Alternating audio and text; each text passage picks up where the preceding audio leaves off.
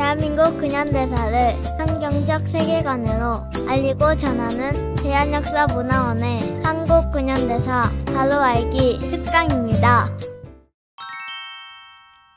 이번 시간은 조선에 온 선교사 두 번째 이야기로 조선에 없던 새로운 교육으로 자유를 선포하고 조선 백성을 계몽한 선교사들의 사역을 소개하겠습니다. 우선 조선의 교육이 어땠는지 살펴봐야겠죠? 조선시대의 교육은 주로 서당에서 이루어졌습니다. 그리고 좀 더 높은 수준의 교육은 향교나 서원에서 이루어졌습니다.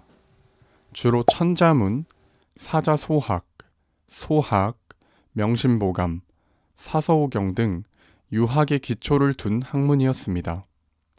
당연히 폭넓고 다양한 교육은 아니었고 유교와 주자성리학의 세계관만을 가르치는 교육이었죠. 유교와 성리학의 경전만을 공부하다 보니 조선을 이끌어가던 양반들은 자연스럽게 주자성리학의 노예가 되어버린 것입니다. 그 교육의 결과로 조선은 산업공상의 원칙에서 벗어나지 못하고 철저한 신분사회를 만들었고 조선 백성은 종의 멍에를 짊어진 채 고통받아야 했습니다. 그런 조선의 백성을 자유롭게 하기 위해 선교사들은 조선을 자유롭게 할 가치를 가르치는 학교를 세우기 시작했습니다. 우리나라의 교육제도는 유치원, 초등학교, 중학교, 고등학교, 대학교와 대학원으로 구성되어 있습니다. 단계별로 더 깊이 있는 교육으로 이어져 가죠. 초중고교에서는 보편적으로 언어, 수학, 사회, 경제, 역사, 과학, 윤리, 예체능을 고루 가르치고 있습니다. 조선의 교육이 우물안 개구리와 같은 교육이었다면 지금 우리의 교육은 폭넓고 깊이 있는 교육이 되었습니다. 이런 교육제도는 언제부터 시작되었을까요? 우리 대한민국의 체계적이고 수준 높은 학제는 바로 아펜젤러 선교사에 의해 시작되었습니다. 아펜젤러 선교사는 언더우드 선교사와 함께 1885년 4월 5일 제물포에 도착했지만 갑신정변 후 혼란해진 조선의 상황 때문에 잠시 일본으로 가야 했습니다. 그리고 6월 20일 드디어 제물포항을 통해 조선에 입국했고 7월이 되어서야 서울에 도착했습니다. 그는 한국 교회사에서 근대교육의 아버지라 불리우는데요. 그 이유는 바로 조선 최초의 근대식 교육기관인 배제학당 때문입니다. 배제학당의 시작을 두고 약간의 의견차가 있는데요. 아펜젤러 선교사가 한옥의 방 2칸을 개조해 2명의 청년을 가르치기 시작한 1885년 8월 3일이라는 주장과 고종에게 배제학당이라는 이름을 하사받아 정식으로 학교를 시작한 1886년 6월 8일이라는 주장입니다. 둘 다 맞는 말이지만 아펜젤러 선교사가 직접 기록한 문서를 보면 1886년 6월 8일을 배제학당의 시작이라고 말하고 있네요. 배제학당은 학교 문을 연 이래 점점 성장해 갔습니다. 물론 시작부터 살짝 고비는 있었지만 말이죠. 배제학당은 학생 수가 늘어나면서 1888년 조선의 학당과는 전혀 다른 르네상스 양식으로 지어진 조선 최초의 서양식 학교가 되었습니다. 배제학당은 겉모양만 새로웠던 것이 아닙니다. 배제학당은 조선 최초의 근대식 교육기관으로 영어, 한국 언문을 기본 교과목으로 하여 학년에 따라 수학, 과학, 역사, 지리, 체육, 음악, 미술, 의학까지도 가르쳤다고 합니다. 그리고 조선 최초로 과학교육을 시작했다고 하네요. 뿐만 아니라 토론 수업을 통해 스스로 생각하고 결정하는 주인의식을 심어주었죠. 당시 유교적 세계관 속에서 살던 조선 사람들에게 새로운 세계관을 심어주어 폭넓은 시야를 가지게 해주었던 것입니다. 배제학당은 처음 한옥을 개조한 학교 시절부터 새 건물로 이사를 하고 학생들이 늘어날 때도 한결같은 교훈을 가지고 있었습니다. 요기되자 당위인력, 즉 크고자 하거든 남을 섬기라 라는 것입니다. 아펜젤러 선교사는 너희 중에 누구든지 크고자 하는 자는 너희를 섬기는 자가 되고 너희 중에 누구든지 으뜸이 되고자 하는 자는 너희 종이 되어야 하리라. 인자가 온 것은 섬김을 받으려 함이 아니라 도리어 섬기려 하고 자기 목숨을 많은 사람의 대속물로 주려 함이니라. 라는 마태복음 20장 26절에서 28절의 성경 말씀에 기초하여 하나님과 조선을 위해 헌신할 인재를 길러내고자 했습니다.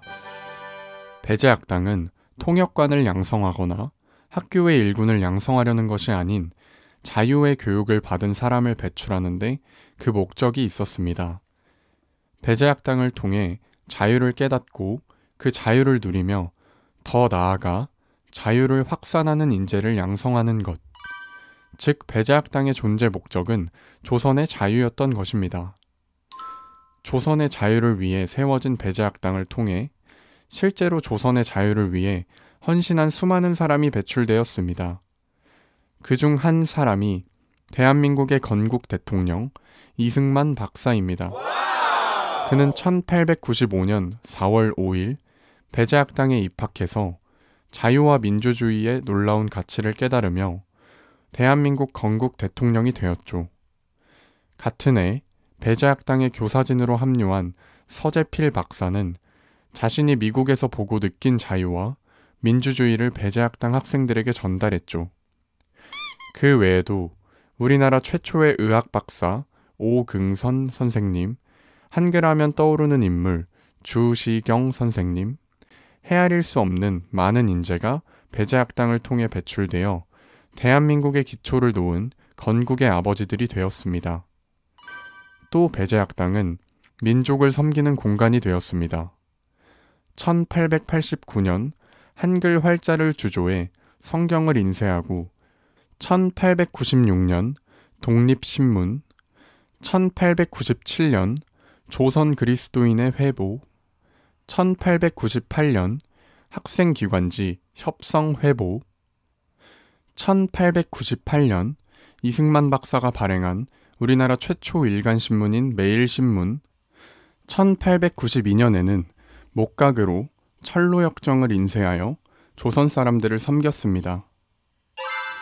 배제학당은 아펜젤러 선교사가 1885년 4월 5일 제물포에서 올린 기도대로 조선 백성을 얽어맨 결박을 끊고 그들이 자유와 빛 가운데 살아가도록 헌신한 자유의 전당이었습니다.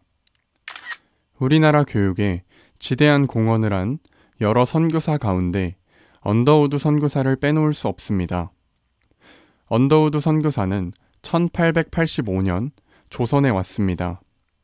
사실 처음부터 조선에 오려던 것은 아닙니다. 그는 인도 선교사로 헌신하고 인도로 나갈 준비를 하던 중 선교부의 제안에 순종하여 조선에 온 것이죠. 조선으로 그의 목적지를 바꾸는 일은 결코 쉬운 일이 아니었습니다. 선교사를 죽이는 땅, 정세가 어지러워 안전을 보장받을 수 없는 땅, 질병이 창궐한 땅, 무엇보다 조선이 어떤 곳인지 제대로 된 정보도 없는 상태였기 때문입니다.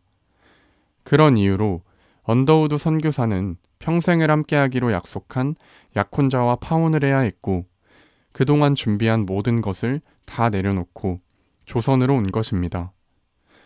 정말 조선은 앞이 잘 보이지 않는 안개 속을 걸어가는 듯 했습니다. 언더우드 선교사는 미래가 보이지 않는 조선에 교육만이 조선의 미래를 열 수 있다는 확신을 가지게 되었습니다. 그러나 교육이 쉽게 진행될 리 없죠. 교육의 대상을 만날 수가 없었으니까요. 외국인 선교사가 근대식 교육을 위해 학생들을 모집하는 일은 어려운 일이었습니다. 외국인에 대한 격한 경계심과 의심 때문이었죠. 저 서양 사람들이 애를 데려다 살찌워서 피를 빨아먹는다더라. 아이들을 갈아서 사진 만드는 약으로 사용한다더라. 라고 하는 허무맹랑한 가짜 뉴스가 돌고 있었으니까요. 그래서 그가 내린 결론은 고아학교였습니다. 언더우드 선교사는 선교부에 편지를 보내 그의 사역을 알립니다. 우리가 사역을 즉시 시작하게 될 수 있고 조선을 위해 기독 청년들을 길러낼 수 있는 한 가지 방법이 있습니다. 서울의 고아가 되어 곤궁한 처지에 있는 집 없는 아이들, 사생아들이 대단히 많다는 사실에 저는 주목하고 있습니다. 그 아이들을 받아들여 옷을 입혀주고 음식을 먹여주며 진리의 길 안에서 훈련받을 수 있게 해줄 수 있을 것이고 구주를 사랑하도록 가르쳐줄 수 있을 겁니다. 그렇게 고아나 길거리에 방치된 거지 아이들을 데려다가 입히고 먹이고 양육하면서 교육을 시작하게 된 것이 바로 고아학교 언더우드 학당입니다. 언더우드 학당은 기숙학교로 운영하면서 철저하고 규칙적인 생활을 하도록 교육했는데요. 새벽 3시 반에 일어나 자기 방을 청소하고 기도의 시간을 가지고 한문을 공부하고 시간표에 따라 여러 학과목을 교육하여 기독교 세계관을 가진 인재를 양성해냈습니다. 1891년 언더우드 선교사가 안식년을 가지게 되면서 사무엘 마펫 선교사가 언더우드 학당의 2대 교장이 됩니다. 마펫 선교사는 그 이름을 예수교 학당으로 바꾸고 조선의 복음을 전할 전도자 양성을 목표로 삼아 체계적인 수업을 이어나갔습니다. 1893년에는 밀러 선교사가 3대 교장이 되었고 학교의 이름을 민노아 학당으로 바꾸었는데요. 민노아는 밀러 선교사의 한국 이름입니다. 밀로아 학당이 되면서 학생 수가 훌쩍 성장을 하죠. 그러나 여러 어려움으로 1897년부터 3년간 학교의 문을 닫게 되었습니다. 하지만 1901년 제임스 게일 선교사가 학교를 연지동으로 옮기고 4대 교장으로 취임하면서 언더우드 선교사의 교육 정신을 이어 한국의 학생들이 새로운 배움을 통해 진리를 깨우치길 바라며 학교의 이름을 새로운 것을 깨우친다는 뜻의 경신학교로 바꾸고 오늘에까지 이어지고 있습니다. 경계와 의심이 가득했던 조선 땅에서 언더우드 선교사는 누구보다 조선과 조선 사람들을 사랑하며 교육을 통해 조선의 미래가 열리기를 바랬습니다. 언더우드 학당은 그런 그의 꿈을 이루는 첫 번째 단계였고 성공적으로 자리를 잡게 되었죠. 언더우드 선교사는 선교 20주년 회고문을 통해 이렇게 말합니다. 나는 오늘 우리 앞에 놓여있는 새 한국, 완전히 해방된 나라, 정치적, 지적, 영적으로 실정과 무지와 미신의 속박에서 완전히 해방된 나라, 곧 기독교 한국을 분명히 볼 수 있다고 생각합니다. 나는 미래에 모든 읍과 마을에 세워진 학교에서 가르치는 공동체 정신을 가진 기독교 교사들을 보며 모든 대도시에 세워진 중고등학교들, 의과대학과 간호학교, 모든 도시에 자급하는 병원들, 효율적인 본토인 여자 전도인들, 성경 교사들, 고통당하는 자를 돌보고 죽어가는 자에게 빛과 위안을 주는 여자 집사들, 그리고 전국 방방곡곡에 그리스도의 사랑을 실제로 보여주는 자비의 기관들을 봅니다. 나는 기독교 가정, 기독교 마을, 기독교 통치자들, 기독교 정부에 대한 비전을 갖게 됩니다. 언더우드 선교사의 그 간절한 바램대로 지금 대한민국은 정치적, 지적, 영적으로 실정과 무지와 모든 속박에서 완전히 해방되었습니다. 언더우드 선교사는 초, 중 등 교육과정을 넘어 고등교육기관을 설립하여 기독교적 리더십으로 한국의 미래를 이끌어갈 전문성 있는 인재를 양성하고자 하는 더 큰 꿈이 있었습니다. 바로 종합대학을 설립하는 것이었습니다. 그렇게 세워진 학교가 바로 연세대학교입니다. 연세대학교는 현재 국내 대학 중 세 손가락 안에 꼽히는 최고의 대학 중 하나가 되었습니다. 사실 연세대학이 세워지기까지는 우여곡절이 많았습니다. 언더우드 선교사가 본격적으로 대학 설립 준비에 착수할 무렵 이미 일제 식민 통치가 시작되어 일본의 반대를 극복해야 했고 또 평양의 숭실학교 대학부와 장로의 신학교가 세워져 있었던 터라 선교부의 지지를 받기 어려웠던 것입니다. 그러나 언더우드 선교사는 끝까지 포기하지 않았고 그 결과 수많은 인재들을 양성하는 국내 최고의 대학이 탄생한 것이죠. 안타깝게도 연세대학의 전신인 연희 전문이 정식 인가가 난 1917년이 되기 직전인 1916년 언더우드 선교사는 하나님의 부름을 받고 세상을 떠났습니다. 비록 그가 학교의 발전을 눈으로 직접 보지는 못했지만 연세대학교의 역사 속에는 언더우드의 숭고한 정신이 살아있을 것입니다. 그의 장례식에서 에비슨 선교사는 이렇게 말했습니다. 그의 동료 사역자들은 그의 위대한 믿음, 왕성한 활동, 넘쳐흐르는 열심, 그가 옳다고 믿는 것을 끝까지 붙잡는 인내가 없었더라면 이 대학이 결코 이루어지지 않았을 것임을 결코 잊지 않을 것입니다. 우리 가운데 많은 사람들은 이 대학의 완전한 발전이 그에 대한 가장 큰 기념이 되고 그 대학이 다가올 미래에 한국의 사상과 활동에 미칠 지속적이고 지대한 영향력의 측면에서 그의 풍성한 삶의 영광스러운 면류관으로 증명될 것을 믿어 의심치 않습니다. 정말 에비슨의 고백처럼 언더우드 선교사의 인내로 연세대학이 세워졌고 그곳에서 대한민국의 지대한 영향력을 행사하는 인재들이 배출되어 대한민국의 자유로 이어진 것이죠. 메리 스크랜튼 선교사는 미국 감리교에 파송받아 조선에 온 첫 번째 여성 선교사입니다. 1885년 6월 20일 52세라는 당시로는 많은 나이에 아들 가족과 함께 3대가 조선에 왔습니다. 대부분의 선교사가 그렇듯 스크랜튼 선교사가 조선에 온 배경에는 하나님의 놀랍고 섬세한 인도하심이 있었습니다. 1869년 미국 트리몬트 스트리트 교회에서 복음을 듣지 못하고 죽어가는 세계 각지의 여성들에게 복음을 전하기 위해 여성 해외 선교회가 조직된 것입니다.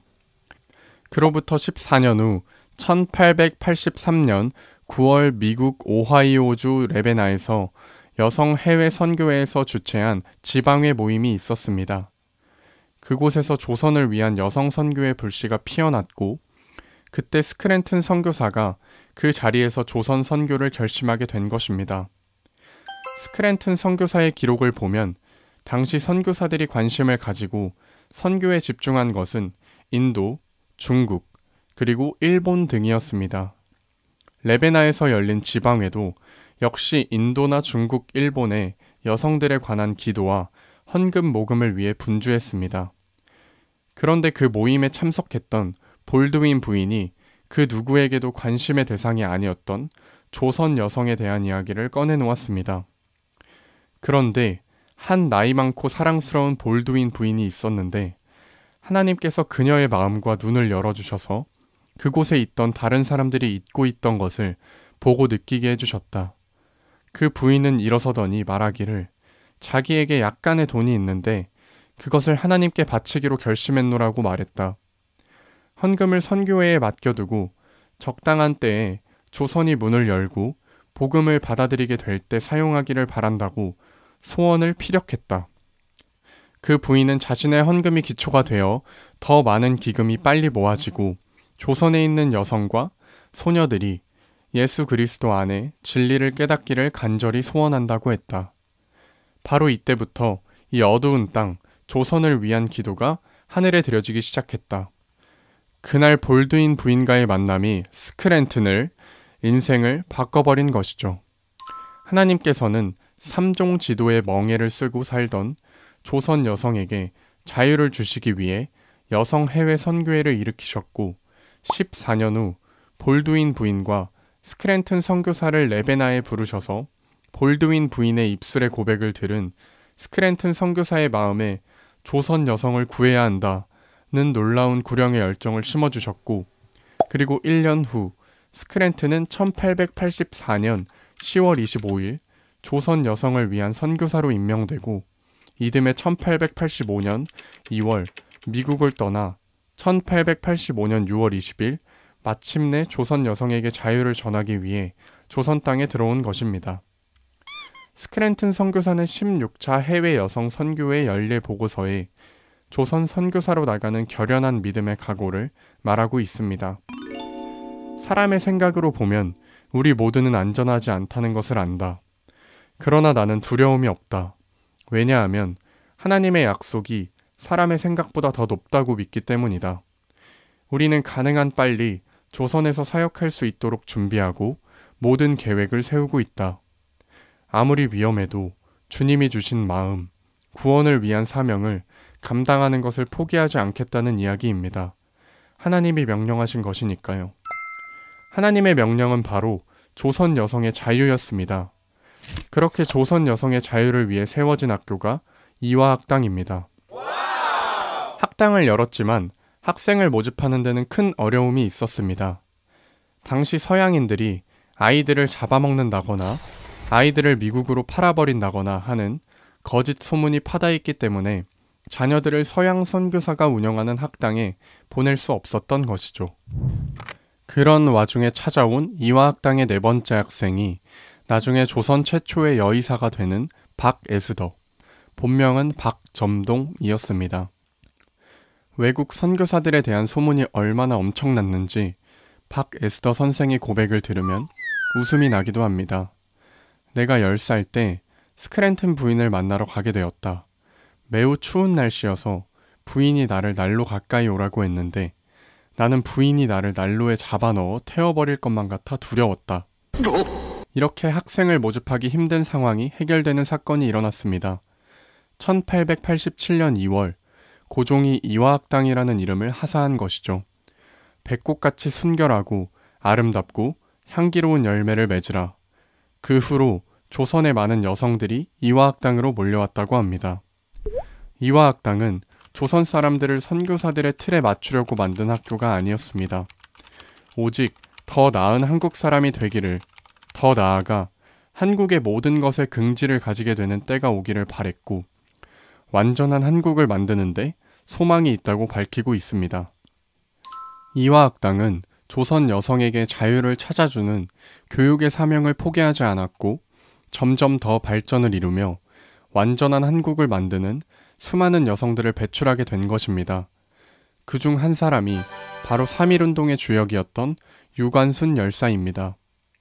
이화학당을 시작으로 조선에는 정동여학당, 개성호수돈여학교, 평양정의여학교, 부산일신여학교, 평양숭현여학교, 인천영화여학, 서울배화여학교, 광주수피아여학교 등의 여학교들이 세워져 조선 여성들에게도 교육의 기회가 열리게 되었습니다.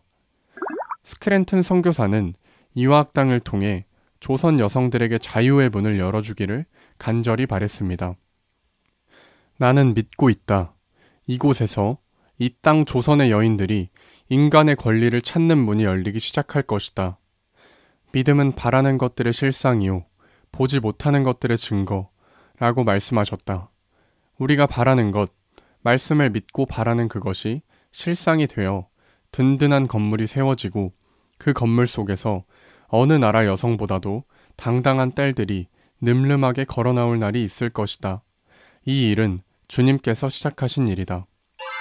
스크랜튼 선교사의 기도대로 이화학당은 이화여대로 성장했고 그곳에서 어느 나라에도 뒤지지 않는 멋진 여성들이 배출되어 대한민국의 자랑이 되었습니다. 많은 여성들이 선호하는 학교가 되었고 훌륭한 인물도 많이 배출한 이화여대. 그러나 안타까운 것은 동성애자 모임들이 만들어지는 학교, 페미니즘에 앞장서는 학교가 되어버렸다는 것입니다. 이렇게 된 가장 결정적인 이유는 역사를 가르치는 일에 소홀했기 때문일 것입니다. 1886년 배제학당이 설립된 이후로 일제의 나라를 빼앗기 직전인 1909년까지만 해도 950개의 기독교 학교가 설립되었습니다. 기독교 선교사들은 자신의 이익을 위해 이 땅에 온 것이 아닙니다. 오직 조선의 자유, 조선 백성들에게 자유를 찾아주고자 했습니다. 대한민국의 건국 뒤에는 기독교 학교들의 놀라운 가르침이 밑거름이 되었다는 것을 그 누구도 부정할 수 없을 것입니다. 그리고 이제 우리는 자유를 선물한 그 고귀한 희생에 감사해야겠습니다. 감사합니다.